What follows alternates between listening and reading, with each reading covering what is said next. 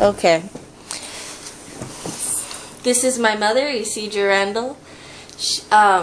She is one of the survivors in Hurricane David, and I'm going to interview her on what she went through and how it was for her. Okay. So, where are you from in the Dominican Republic? Bonao. And is Bonao a city, or what is it? It's a town. It's in between the capital and another place called Santiago. It's right in the middle. But but in the maps it's not listed as a city. So what is it? It's a province. A province? Yes. Okay, so it was never officially considered. It's like a village. It was never written into law that it was a city. Exactly. Okay. And how old were you when this happened? Average 15. Okay. And how many family members did you have? 8 sisters, 5 brothers, mother and father. 8 sisters? Yes, and 5 brothers. It's a lot. Busy family. And how long did you know? Like a day before, like, when did they tell you ahead of time? I don't remember exactly, but they let you know several days before for you to be prepared, the hurricane coming. Okay. So they let you know like how many hurricanes can it be getting out and where they can head to. Okay. And how did you prepare for it? Well, you had to go, if you can afford it, to do some shopping, to buy a lot of grocery, food that can last months without going bad, and to pile up a lot of water. Okay. And what time did it happen? In the middle of the night. In the middle of the night? Like, is that when the hurricane itself started, or is that just when it got really bad? It's when it hit the place. Okay. They let you know how fast they're coming and when they can get there, and that you be ready. Were you ever in the eye of the storm when it happened, like the center? What do you mean? In the center of the hurricane, they call it the eye of the storm, where it's really calm and everything. It's just the wind happening. It's the center of the hurricane. No. You were never in it? No. Okay. I was just curious. No, when the hurricane leaves the place, they go so powerful. Sometimes they lose power, sometimes they gain power. So they hit place by place. So by the time they get to second place, they get weak. Sometimes the place they hit first, they're really strong and cause a lot of damage. So the hurricane picks up speed and it gets stronger, but it also gets calmer in certain areas depending on where it hits? Yes. Okay. Where were you when it happened? When it's happened, we went to a neighbor house that we consider a stronger house. What kind of a house did you live in? Well, our house, it was like highway bricks and highway wood with the ceiling made out of... Like a metal or tin, right? Yes, exactly. Okay. And how long did it last? Well, by then it started like 5 in the afternoon getting strong. But when it got really, really strong, it was like 6, 7 at night when the wind started hitting really hard and the rain. Okay, so what exactly happened with you? Like, what did you go through? Can you explain what happened? Well, it's really hard. You see all the strong rain, the lightning, the roof of the house flying, trees breaking down, going in the street, everything get blocked, a street overflowed. It's really, really bad. Were you ever separated from your family? No. We always stay together. Besides my older brother, he believed that when the time comes from anyone, and no matter where you are, it will get you. So he decided to stay home. He just asked, leave me some food and water, and I stay here. So he stayed home alone, and the rest of us left to a safety house. How old was he when that happened? Was he a teenager too, or was he an adult? Adult. How many years older is he? He's, I would say 50 something right now. And you're like 49, 48? Average.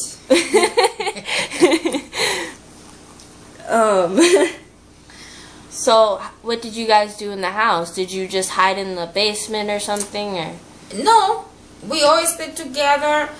We just start making jokes, say history, cooking, things that help us not to think about the situation, to keep our mind occupied. When did it end? The next day. The next day is end the strong part, but the worst part beginning. It's beginning because it's when you know all the lost, all the family being destroyed, no home, no food, no nothing. This is the worst part. When they find bodies, children dead, animal, adult. Did you find any dead bodies? Yes. Not exactly me, but I was there. I was there with that little kid that he was running in the street and went under the drainer. They tried to find him, but they can't. By the time they found that he was already dead. And I saw his body too. You did? It was really sad, yes. Did you know him? It was a neighbor. Did you play with him and stuff? No, I was older than him. Oh. He was just like in between 6 and 8 years old. Oh. It was really sad. See. How bad was your house afterwards? My house was not too bad because we was in the middle of the two stronger house that was made out of bricks. So those two houses protect our house. So we got some damage, but not that bad. And was your brother okay? My brother was fine. And all of your family was fine? Everybody was fine, thanks God. Okay. So how was it afterwards? Was the storm still going on, or was it just some wind and rain left over? Well, it's still raining a little bit after all. But it's still, people don't know what to do because it's no water, it's no food, and it's really hard for people not can afford it to do a shopping before the hurricane. Or the people cannot have enough to get what they need. And nobody else think about it. It's really hard after the hurricane. Well, I do know the electricity was cut off, the water supply was cut off, the food supply was cut off, and it took a while. I don't know how long exactly, but I believe it took around, from memory, but I think it took around a month or so for everything for help to start coming in, right? Well, the power, soon the hurricane hit the pole, the power pole, electric pole, it go down, tree breaking the wires, everything, the power go off automatic. The lightning hit him, thing like this, it shut it off the power. So the power take a while to be reconstruction. But the hard part is that even as water, the water cannot run through the pipe. Nobody can drink the water because all the dead animal, all the dead people, all the bacteria, people will get really sick. So they recommend that nobody drink the water, so you have to find a way to survive. Would you like to know what we did?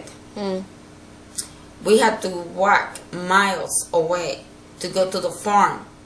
The farm, they cannot save the milk. They cannot sell it either because it's not transportation. See. They milk the cows and give the milk away to people.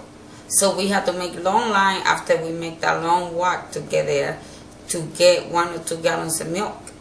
And so we had to go to farmer and ask if they can let us to clean up the ground and that we can get the rest of the veggies still there. Because we had to find a way to get food and water. so you didn't get anything processed or anything, that it was uncleaned and unnatural completely? Like what?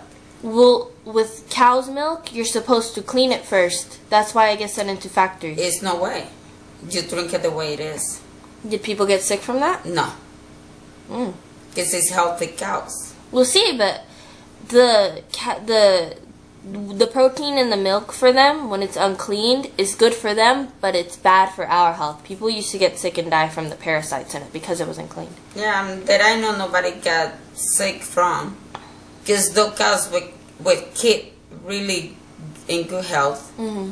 So they have all the vitamin they need, everything. So the milk was safe to drink right after they cows the milk. They milked the cow, sorry.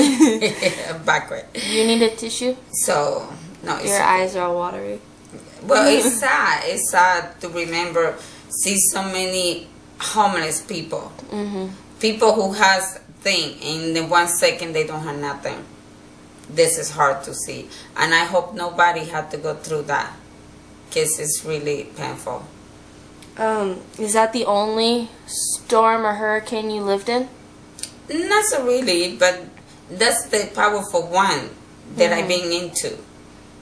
The one that everybody's scared to. Well, because there's two main hurricanes in the Dominican history. There was one in the 1806, which had more deaths, but it wasn't as extreme. Yeah, by then my parents was alive. I was not there. And your parents were alive in 1806. No, no, I'm not talking about this one. It's another powerful one beside this one. That my parents was there. They couldn't sense it on. And this one, I hear from them, that was really, really miserable. That one's not It listed. was worse than David. I'm not sure if that one's listed in the history or not. It should be there. It might be. This one was after that. Mm. 1902, you say? Well, no, the one that I said was in 1806. It was when the country first started. Yeah, the one that I said was way after. Yeah. Because my mother was born in 1932. So, and she was already a grown up. Okay, so it's probably like the 40s or 50s. Yeah. Did it cause any tsunamis or anything like that? Because Bonao was made on a river, right? Yes, everybody was afraid the river can get out of the place and come through the city, because the river used to run through the city. Mm-hmm. But they twisted to another direction and got them out of there and make the city what the river used to be. But thank God that doesn't happen. But it was a lot of overflowing. It was house swimming, the water pulling cars away. So it caused a major flood. Yes. Okay. And there wasn't that many people that died. There was a lot that were injured. There was about 12 to 15 deaths. Were those deaths because of the river? No, those deaths is because some people are too, I don't know how to say, starved when they don't want to leave what they have. Stubborn. Starved. Yes, sorry. So they say this coming, please go to a safe place. Mm-hmm. Go to a friend house that is safe. Go to another place they build for help and things like that. But some people don't want to leave what they have. They want to stay there. Mm-hmm. And this is what it caused the death. It's not safe. People live near the river. That's all they have. They don't want to lose it, but they don't remember. They cannot lose it anyway. And they want to lose what they have plus their life. How long did it take for your town specifically to get back on track after the hurricane? Because I know for the country it took months for help to come in. Well, it take a while, because also after all the products and everything go up in price in the market. People not can afford it, so people have to survive whatever way they can do it. Mm-hmm. To build places for people who lost everything, it take a while. Well, because technically, I don't know if you would call it that, but technically it's a bit of a third world country, right? It's not the poorest like in Africa and things like that, but it's a poor country. Well, it is and it's not. What? Because we are poor in some things. but we are richer than another. It's like any other place. We'll see. I'm saying economically though. When Yeah, for money. that's what I say. Mhm. Because it have a lot of opportunity. It's just the administration is not the right one.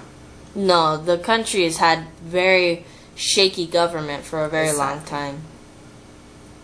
When I looked up the history, most of the people that were elected wound up getting shot. Not always, but Not always, but they died. They sink the country first. Mm. There was many revolutions, right? Yeah. So, I think that covers everything. Well, I would say anybody who never been in a tsunami, a hurricane, in a storm, or without a home, should be thankful and should appreciate what they have when they have it. Okay. Because to live any of those situations is not funny. To survive is not funny. To die the way people die is not funny. So we should be thankful for what we have and help who need help and forget who they are. I think I need a tissue. Thank you. You're welcome. And say hello to everybody in class. Hi everybody. So excuse my English, so I'm a Spanish. I do my best to speak well and everybody can understand. It is a little hard for me to talk about it, but what can I do? Thank you everybody.